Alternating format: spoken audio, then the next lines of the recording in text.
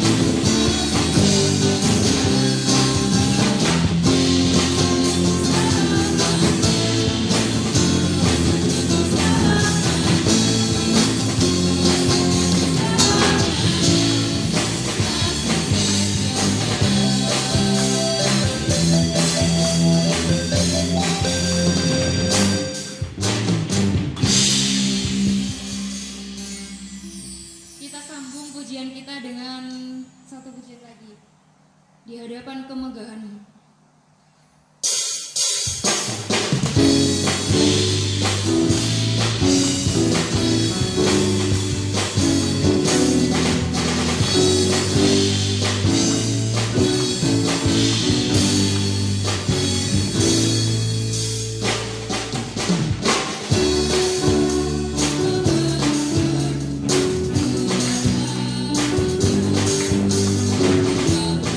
Thank you.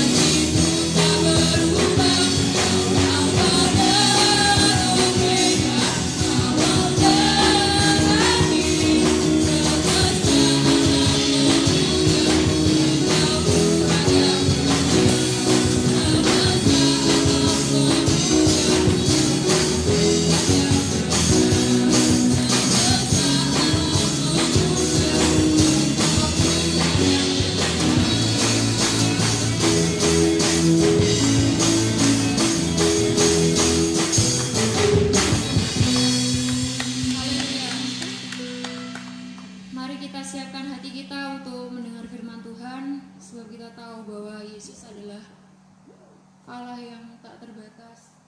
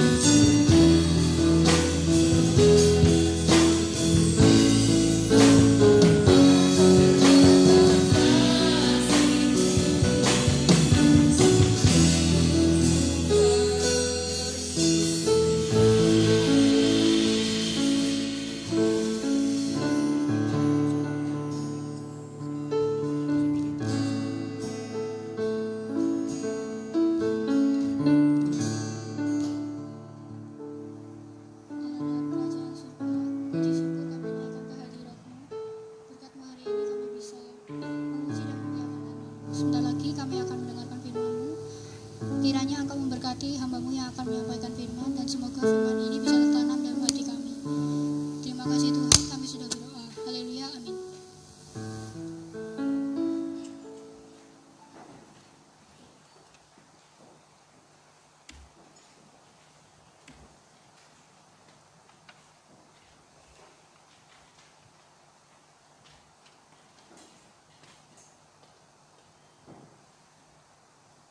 Haleluya. Haleluya. Saudara yang terkasih dalam Tuhan, saya tetap mengucap syukur buat kebaikan Tuhan. Kalau kita ada sampai saat ini, seringkali saya katakan begini supaya mengingatkan kita bahwa itu bukan karena kita, bukan karena kuat dan gagah teman-teman atau saya, tapi semuanya itu karena pertolongan Tuhan. Amin. Jadi sebagai anak Tuhan, di dalam situasi apapun, kita selalu tetap bersyukur, amin. Haleluya. Puji Tuhan, mengucap syukur buat kebaikan Tuhan. Melalui ketua pemuda di tempat ini yang masih mempercayakan saya untuk menyampaikan kebenaran firman Tuhan buat kita semua. Bukan untuk saja teman-teman, tapi untuk saya secara pribadi. Karena ketika saya mempelajari juga saya sangat terberkati, teman-teman. Kalau teman-teman yang sudah bergabung di grup WA, mungkin sudah tahu judul saya. Apa judul saya? Kebaikan. Teman-teman yang saya kasih dalam Tuhan, hari-hari ini kalau berbicara tentang kebaikan sudah sesuatu yang biasa. Bahkan pun orang mungkin berpikir bahwa, oh saya tahu, kebaikan itu identik dengan menolong orang, berbuat baik dan sebagainya, membantu orang tua, membantu orang-orang yang mengasihi saya. Tetapi di malam hari ini kita akan sama-sama belajar dari Lukas pasal 6 ayat 30 berapa itu? 35.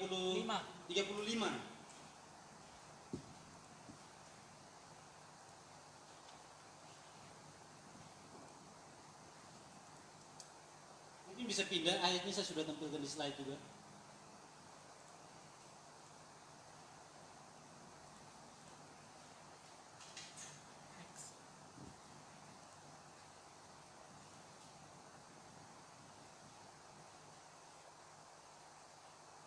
Ya, kalau di depan saya sudah sedikit terabun, jadi lihat agak sedikit rata semua hurufnya. Oke, teman-teman perhatikan, saya akan membacakan buat kita. Dalam Lukas pasal 6 ayat 35, demikian kebenaran firman Tuhan. Tetapi kamu kasihilah musuhmu dan berbuatlah baik kepada mereka dan pinjamkan dengan tidak mengharapkan balasan, maka upahmu akan besar dan kamu akan menjadi anak-anak Allah yang maha tinggi.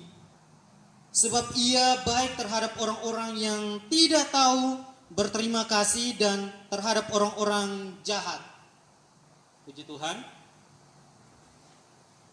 Teman-teman yang saya kasih dalam Tuhan, malam hari ini kita akan belajar dari ayat ini saja untuk mengajarkan kita bagaimana Yesus ingin mengajarkan kebaikan yang sejati yang Yesus perbuat untuk kita dan Tuhan mau kita juga lakukan untuk orang lain. Coba langsung pindah. Nah teman-teman, pasal ini sebenarnya tuh Yesus ingin kalau teman, ini saya pakai ini agak sedikit biar membantu. Jadi pasal ini muncul, Yesus ingin menjelaskan kepada murid-murid atau orang banyak yang hadir pada waktu itu tentang kewajiban mereka terhadap Allah dan manusia. Tapi saya perkecil lagi dari ayat yang saya ambil ini di pasal 35. Sebenarnya Yesus ingin mengajarkan kepada murid-murid untuk melakukan hal-hal yang baik kepada musuh. Nah, teman-teman yang saya kasih dalam Tuhan, kalau berbicara tentang musuh ini sesuatu yang sukar untuk dilakukan karena identik dengan sesuatu yang tidak menyenangkan bagi kita. Cenderung sebagai anak-anak atau orang-orang yang percaya, kita lebih senang itu melakukan sesuatu yang nyaman atau menurut kita baik untuk dilakukan. Tetapi sesuatu yang kita lakukan untuk sesuatu yang tidak kita mungkin rasanya kayak gimana begitu untuk lakukan. Tetapi hari ini Tuhan mau mengajarkan kita untuk melakukan kebaikan-kebaikan kepada orang-orang yang menurut kita sebenarnya itu tidak layak untuk kita melakukan kebaikan kepada mereka, gitu istilahnya. Oke, coba pindah. Nah teman-teman yang saya kasih, saya coba melihat tadi kalau teman-teman perhatikan di slide yang pertama itu saya pas ayatnya itu saya memberikan garis merah. Nah itu saja yang kita akan pelajari tentang kebaikan ini.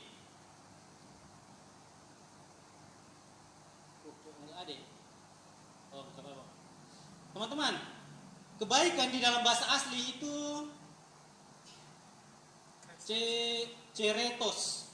Artinya begini teman-teman, penuh belas kasihan, kemurahan, hal-hal yang baik dan menyenangkan. Kalau di dalam terjemahan bahasa Inggris dia menggunakan good atau baik. Tetapi teman-teman, kata ini lebih ke arah kebaikan Allah yang dikerjakan di dalam Kristus Yesus. Jadi seringkali kata kebaikan ini merujuk pada kebaikan Allah yang dinyatakan di dalam Kristus Yesus untuk kita.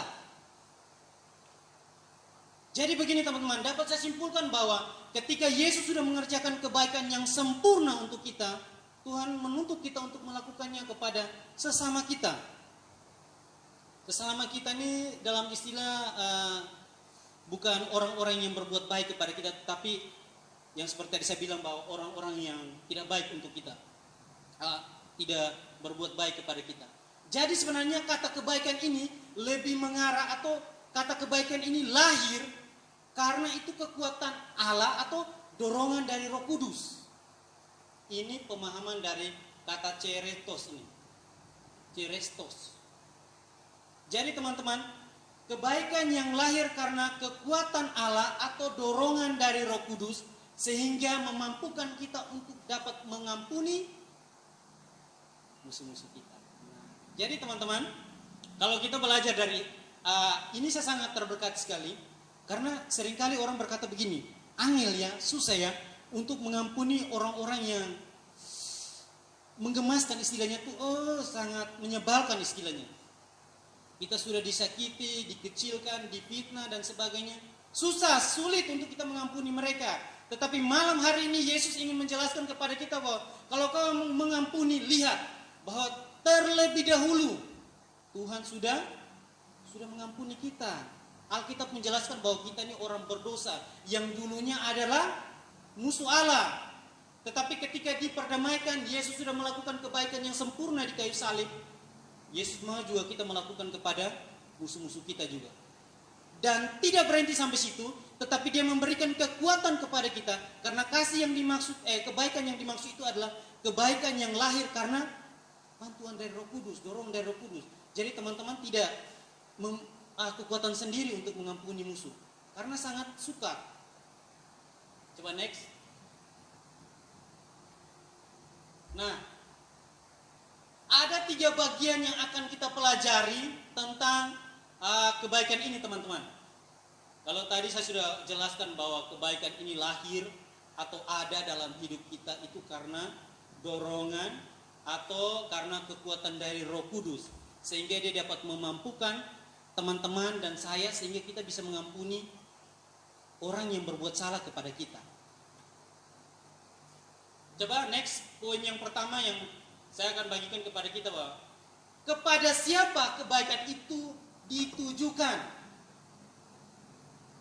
Jadi teman-teman, ketika Yesus sudah mengerjakan kebaikan itu, bahkan pun kalau teman-teman perhatikan di satu perikop ini menjelaskan tentang kasih kepada musuh. Itu di situ dijelaskan banyak hal. Jadi kepada siapa kebaikan itu kita nyatakan? Apakah kepada orang yang berbuat baik kepada kita? Nah, ini yang menjadi pertanyaan buat kita. Teman-teman berbuat baik itu kepada siapa sebenarnya? Kepada papa mama yang selalu ada buat kalian, buat adik kakak bersaudara yang selalu menolong kalian, atau mungkin teman, saya menolong dia, membantu dia karena dia sahabat saya.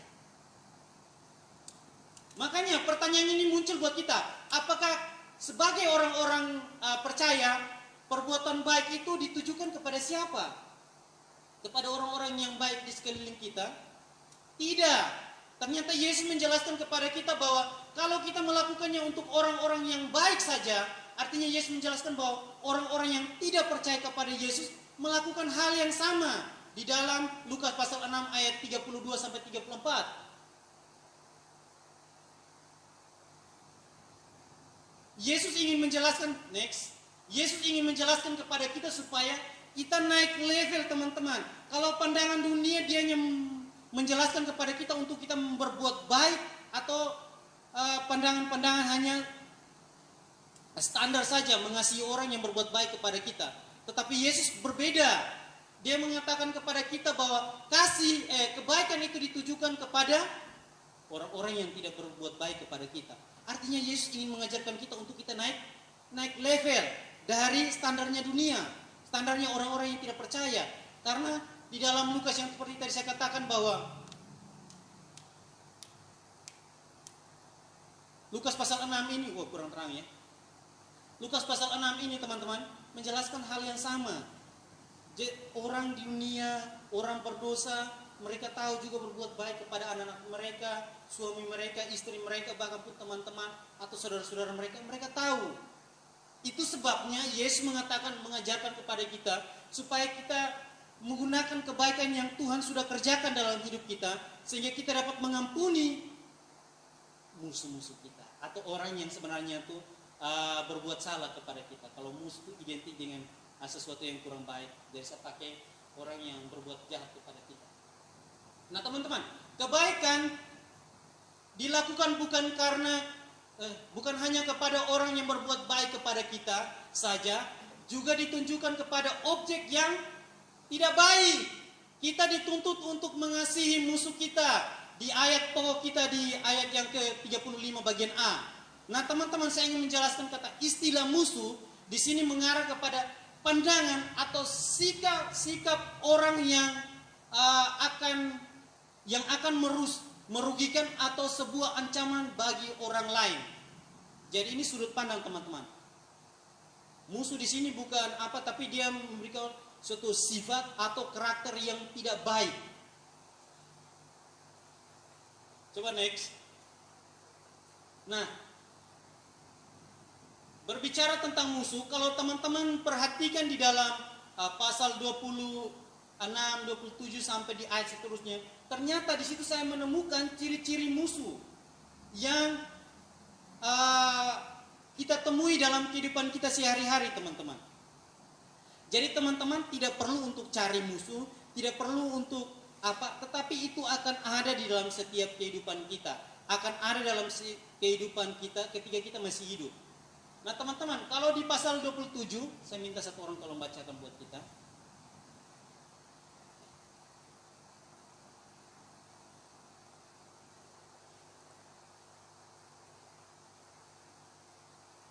Saya akan bacakan saja, teman-teman perhatikan. Tetapi kepada kamu yang mendengarkan aku berkata, kasihilah musuhmu, berbuat baik kepada orang yang membenci kamu. Ternyata ciri ini muncul di dalam ayat 27 ini.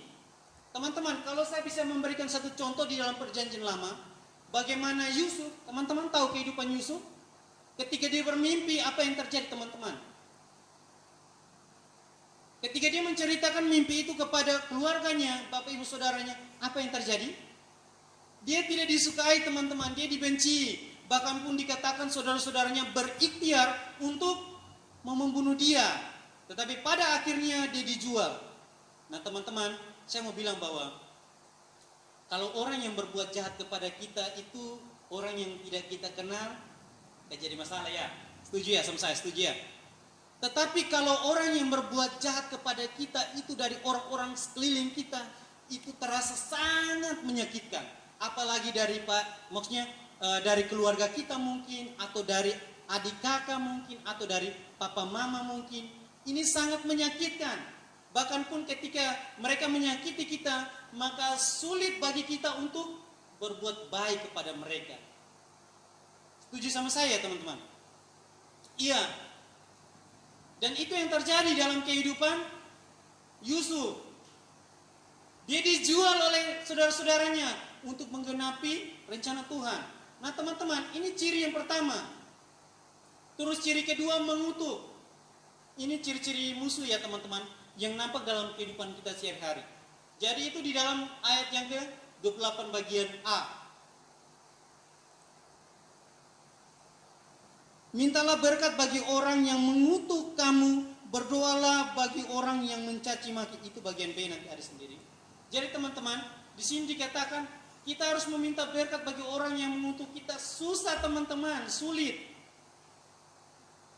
Kalau saya melihat ini di dalam perjanjian lama, bagaimana Musa disuruh oleh Tuhan untuk menuntun bangsa Israel keluar dari Mesir. Di ayat tidak salah di Ulangan atau Bilangan, di situ dikeluarkan firman Tuhan untuk mengajarkan kepada bangsa Israel supaya mereka tidak mengutuk orang tua mereka. Nah teman-teman, seperti tadi saya bilang tuh, sangat susah, sukar bagi kita kalau kita berbuat baik dengan kekuatan kita sendiri. Karena orang-orang yang berbuat jahat kepada kita, Alkitab menjelaskan itu tidak dari jauh-jauh, tapi dari sekeliling kita. Bahkan pun di dalam firman Tuhan, besi menajamkan besi itu istilahnya sesama kita. Orang-orang terdekat kita yang akan Tuhan pakai untuk membentuk kita, sehingga kebaikan Allah yang tadi saya jelaskan itu dapat terwujud. Bisa tidak kita mengaplikasikan kebaikan itu? Kenapa teman-teman? Karena kebaikan itu sudah dikerjakan oleh Tuhan Yesus. Dan sebagai anak-anak Tuhan, Tuhan mau juga kita melakukannya di dalam setiap kehidupan kita. Teman-teman, mungkin sukar ya. Karena kebaikan ini nih istilahnya tuh bertentangan dengan logika kita. Artinya kita melakukan sesuatu kebaikan kepada musuh, orang-orang yang sebenarnya tuh tidak penting, tidak layak untuk diampuni, dikasihani, dibuat baik, begitu istilahnya. Saya tanya teman-teman, kalau misalnya teman-teman difitnah, digosipin, ngomongin di belakang begini-begini, terus dia datang untuk istilahnya teman-teman disuruh untuk berbuat baik kepada mereka, bisa tidak? Atau kepada saudara teman-teman mungkin? Teman-teman, kalau dari poin 2 tadi, di sini jelaskan bahwa mengutuk itu bangsa Israel itu, kalau saya lihat dalam sejarah, banyak sekali kata kutuk yang keluar dari dalam mulut mereka. Bukan saja kepada orang tua mereka, tetapi sejarah mencatat sehingga teman-teman perhatikan bahwa yang angkatan pertama tidak masuk di dalam tanah perjanjian.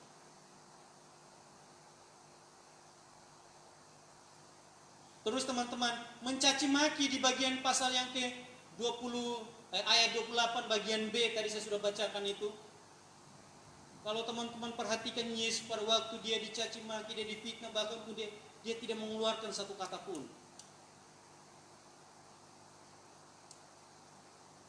Teman-teman yang saya kasih dalam Tuhan, ini ciri-ciri ini ketika kita masih hidup kita akan jumpai di dalam setiap kehidupan kita. Ciri-ciri 1, 2, 3 ini akan kita jumpai. Bagaimana respon kita ketika kita dituntut untuk melakukan kebaikan kepada mereka? Saya sekali lagi menegaskan kepada kita, jangan menggunakan kebaikan kita, jangan menggunakan kekuatan kita untuk berbuat baik kepada mereka. Tidak bisa teman-teman. Kita sendiri akan kecewa. Walaupun kita berkata ya, kita mengampuni, kita berbuat baik kepada mereka atau kita mengampuni mereka, tetapi tindakannya itu tidak akan sejalan teman-teman. Karena kita menggunakan kekuatan kita sendiri. Tetapi kalau teman-teman menggunakan kekuatan daripada Tuhan atau minta tolong daripada dorongan dari Roh Kudus, maka teman-teman akan dimampukan untuk dapat mengampuni musuh. Yang berikut teman-teman, ini di pasal yang ke-35 ayat bawah kita. Mereka yang tidak tahu berterima kasih. Saya tidak usah contohkan di dalam perjanjian lama, tapi ini kita lihat dalam kehidupan kita. Apakah ciri musuh ini ada dalam kehidupan kita?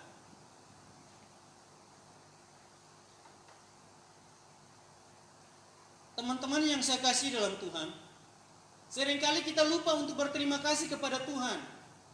Jangan terlalu wow dulu. Saya ingin menjelaskan bagaimana, apakah kita bangun pagi kita mengucap syukur, berterima kasih kepada Tuhan karena Tuhan telah menolong kita, Tuhan telah berbuat baik kepada kita, menjaga melindungi kita dari malam, sehingga pagi hari kita masih bisa bernapas. Seringkali kita lupa teman-teman.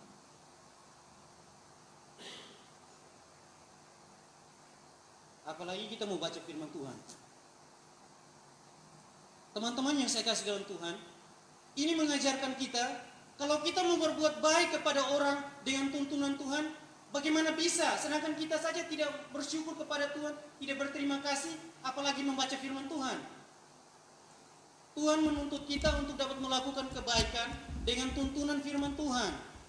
Jadi kalau teman-teman tidak membaca firman Tuhan, tidak mengucap syukur, tidak berterima kasih kepada Tuhan dari soal-soal yang kecil, maka kita akan rugi sendiri teman-teman. Teman-teman jangan kira bahwa saya lagi khotbahkan teman-teman untuk teman-teman selagi tidak teman-teman, ini untuk saya juga ini. Jangan kira teman-teman kami yang berdiri di depan ini sudah bisa melakukan yang ini. Kebaikan yang sempurna ini. Kebaikan yang Yesus kerjakan dalam kehidupan kita, yang dituntut untuk kita juga mengampuni musuh kita. Untuk kita semua teman-teman. Dan yang berikut ini teman-teman, kalau teman-teman perhatikan di pasal 29, 30, 35, bagaimana itu fisik yang nyata, dia ditampar, dia apa, semua itu nyata. Jadi ini sudah main fisik istilahnya teman-teman. Lampu menyala. Jadi teman-teman, ini ciri-ciri musuh. Apakah ada dalam kehidupan kita? Coba next. Nah yang berikut teman-teman, musuh tidak menghalangi kita untuk menunjukkan kebaikan secara konsisten. Kita harus menunjukkan kasih dan kebaikan.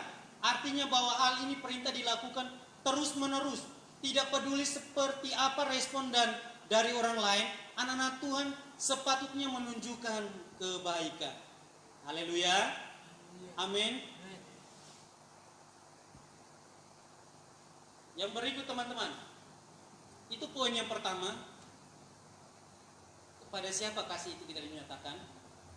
Pada orang-orang yang membutuhkan atau orang-orang yang sebenarnya tidak layak untuk kita ampuni.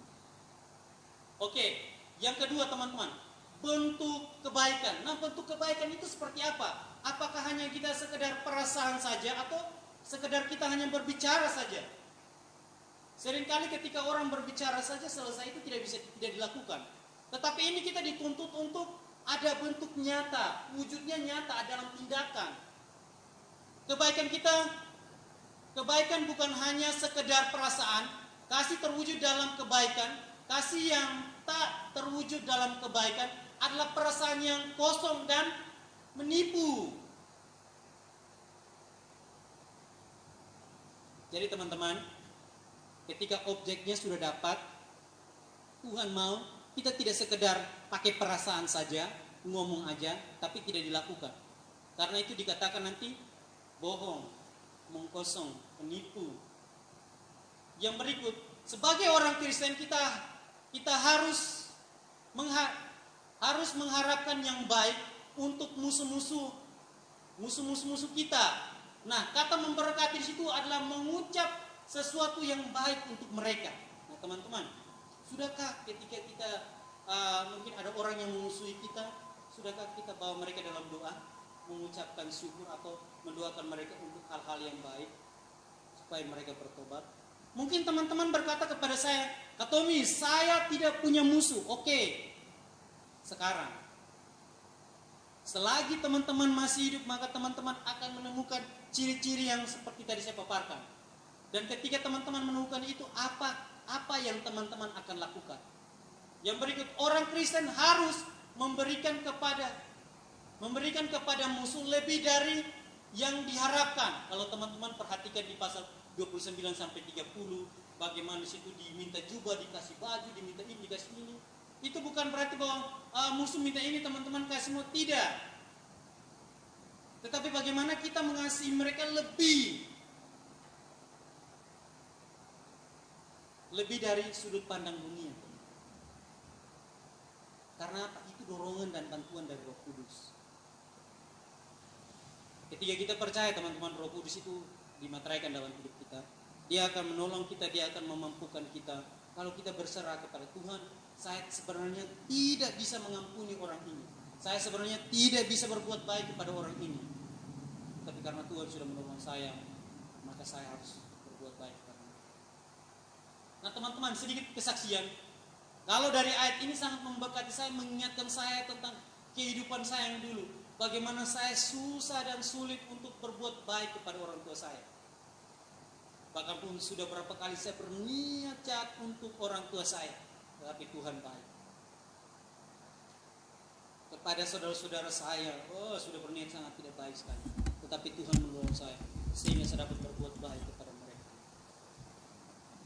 Nah, melalui kebenaran firman Tuhan ini, Tuhan mau mengajarkan kepada kita supaya ada bentuk tindakan yang nyata. tidak mengharapkan pengembalian hutang. Nah, ini ayat yang ini, jadi istilahnya itu teman-teman berbuat lebih. Jadi bukan berarti kalau orang meminjamkan sesuatu kepada teman-teman, jadi teman-teman tidak meminta atau apa, bukan itu secara hurufiah teman-teman penjelasannya. Tetapi yang di sini lebih ditekankan itu artinya kita berbuat baik lebih daripada pandangan dunia. Artinya mengampuni orang atau musuh kita istilahnya. Oke, next. Coba teman-teman perhatikan ini. Jadi kalau teman-teman perhatikan ini sudut pandang dunia atau orang-orang yang tidak percaya. Seringkali teman-teman melihat bahwa orang-orang di dunia mereka lebih, kok orang-orang yang tidak percaya kok berbuat baik lebih daripada orang percaya. Benar? Seringkali kita jumpa itu, kok itu orang tidak percaya tapi kok mereka lebih berbuat baik daripada orang percaya. Nah, teman-teman, perbuatan baik di sini bagi orang-orang yang tidak percaya itu didorong dari pengetahuan. Dan itu akan menghasilkan etika dan moral yang baik. Tetapi apakah berkenan? Tidak berkenan, teman-teman. Berbeda dengan orang percaya, ketika dia melakukan perbuatan baik itu karena dorongan dari Roh Kudus. Menghasilkan apa? Karakter Kristus. Jadi orang melihat kehidupanmu itu ada karakter Kristus di dalam. Teman-teman, saya mau kasih contoh. Ini sama-sama orang dunia memberikan pinjaman, orang dunia tahu itu. Mengasihi sesama, orang dunia juga tahu itu. Tetapi Alkitab memberikan satu level di atas itu, artinya mengasihi musuh, sukar, susah, sulit. Karena itu sedikit bertentangan dengan logika.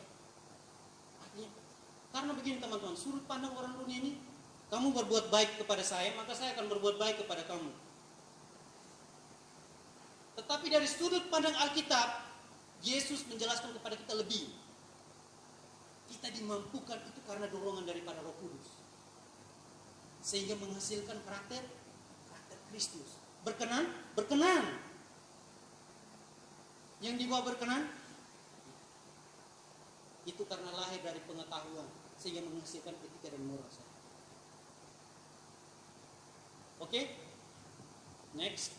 Yang ketiga. Yang ketiga adalah alasan berbuat baik. Nah, teman-teman, alasan kita berbuat baik itu apa sih? Atau untuk dipuji? Untuk dilihat bahwa saya berbuat baik? Tidak, teman-teman. Tetapi apa yang menjadi motivasi saudara di balik berbuat baik? Yang seperti tadi saya katakan bahwa bukan karena teman-teman ingin dipuji atau diperhatikan bahwa saya berbuat baik, tetapi alasan terbaik kita berbuat baik karena status kita adalah anak-anak Allah, supaya kita mencerminkan apa? Karakter Kristus di dalam kehidupan kita. Teman-teman, memang ini agak sedikit susah sulit, tetapi teman-teman kalau mau berharap bersandar kepada Tuhan, maka Tuhan akan memampukan teman-teman untuk melakukan yang ini. Kita harus menyadari bahwa kita adalah anak-anak Tuhan, dan kita harus menunjukkan karakter Bapa di dalam kehidupan kita. Kita semua ini masih dalam proses, teman-teman, tetapi kita dituntut untuk motivasi dalam berbuat baik ini benar, yaitu untuk semuanya itu untuk mempermuliakan nama Tuhan. Sebagai anak-anak Allah, kita wajib mencerminkan sifat Bapa kita. Ayat yang ke-26, hendaklah kamu murah hati sama seperti Bapamu yang adalah murah hati. Amin, teman-teman. Oke. Nah, coba kita baca sama-sama ya, teman-teman. Teman-teman bisa perhatikan, bisa lihat? 1, 2, 3. Kita harus mencerminkan sifat dari Bapa kita, maka di akhir zaman nanti Bapa pun akan mengakui kita sebagai anak-anaknya. Bukan hanya mengakui, Dia juga akan memuliakan kita karena kita adalah anak-anaknya. Amin. Jadi teman-teman, melalui ayat kebenaran firman Tuhan ini mengingatkan kita untuk kita selalu berharap bersandar kepada Tuhan. Karena kebaikan-kebaikan yang kita lakukan itu semua karena dorongan dari Tuhan. Oke, next. Mungkin ini ada sedikit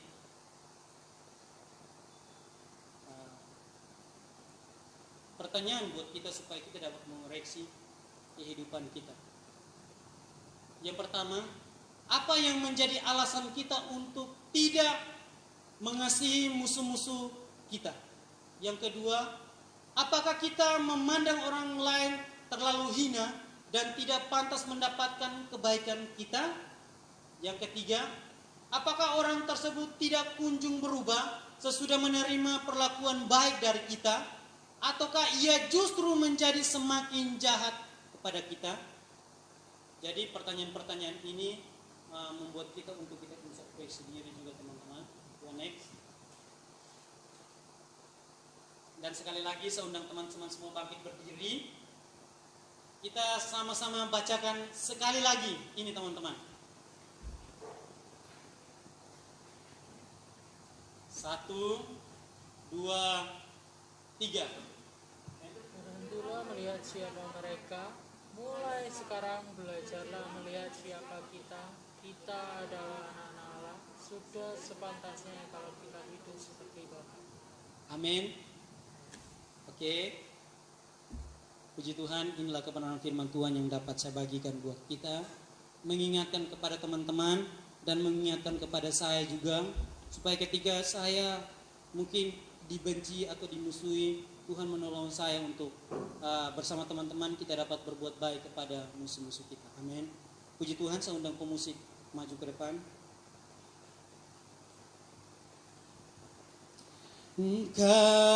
Kasih-Mu Bapa tiada terbatas, kasih-Mu Bapa tiada terbatas. Kau ampuni, Kau selamatkan orang yang berdosa. Kasih-Mu Bapa tiada terbatas, kasih-Mu Bapa tiada terbatas. Kau angkatku jadi anakmu, Yesus puji. Oh, kasih-Mu Bapa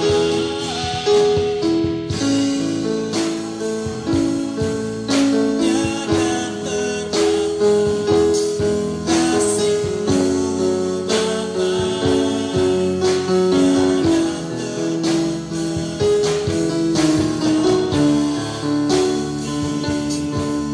oh, Kau selamatkan kami Tuhan, orang yang berdosa ini Bapa. Sungguh kami bersyukur punya Allah yang seperti Engkau, Yesus. Oh, tiada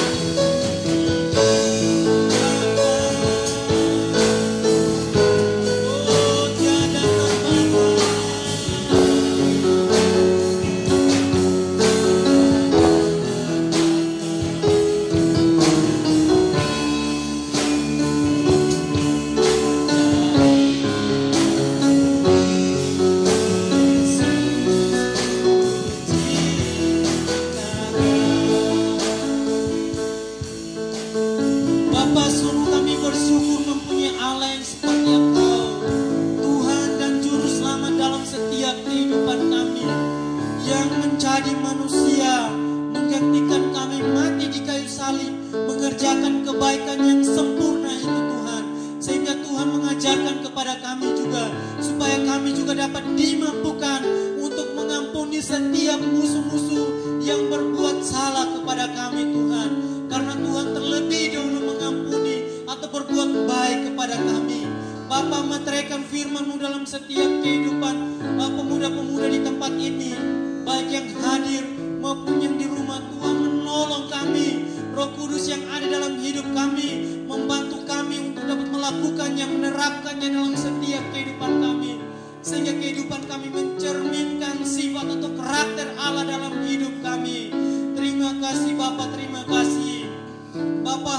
sudah selesai berbicara dengan kalimat kata-kata yang sungguh sangat terbatas. Tetapi Engkau Allah yang tidak terbatas itu Tuhan. Biarlah selalu berbicara di dalam setiap kehidupan anak-anak-Mu. Sehingga hari demi hari mereka bertumbuh ke arah Kristus. Mempunyai pengenalan yang benar tentang Engkau Tuhan. Terima kasih Bapa yang baik, terima kasih. Tuhan menolong kami, memberkati setiap pemuda-pemuda di tempat ini, baik dalam bangku pendidikan SD, SMP, SMA yang berkuliah. Tuhan menolong mereka, Tuhan memberkati mereka dalam setiap tugas-tugas yang diberikan oleh guru atau dosen. Mampukan mereka untuk dapat mengerjakan semua itu dengan sebaik-baiknya, sehingga bertujuan untuk mereka dapat mencapai cita-cita mereka yang gemilang Tuhan. Bahkan pun terus kami berdoa Tuhan mempertaruhkan pergaulan mereka. Tuhan menolong mereka untuk dapat memilih pergaulan yang dapat membangun mereka.